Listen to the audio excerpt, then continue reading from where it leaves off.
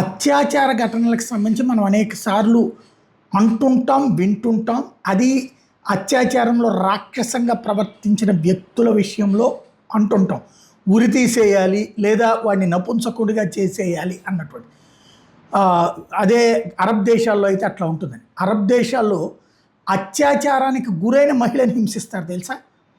ముస్లిం దేశాల్లో అత్యాచారానికి గురైన మహిళ కంప్లైంట్ చేస్తే ఆమెని చితకబాదుతారు, చర్నాకోలతో కొడతారు. అదో దరిద్రం ఉంది అక్కడ.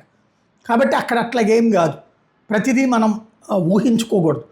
అయితే ఈ తరహా నిర్ణయాన్ని మాత్రం ఇటలీ ప్రకటించింది. అత్యాచార నేరస్తులు కానీ, చిన్నారుల మీద లైంగిక దాడులకు పాల్పడ్డటువంటి వాళ్ళకి కానీ రసాయనిక నపుంసకత్వం, కెమికల్ కాస్ట్రేషన్ అంటే ఆపరేషన్ చేసి వాళ్ళ పురుషాంగం కత్తిరించి ఇక జీవితంలో సంసారానికి పనికి రానటువంటి స్టేజ్కి తీసుకెళ్లేటటువంటి దానికి సంబంధించిన అడుగులు ఇటలీ ప్రభుత్వం వేస్తోంది.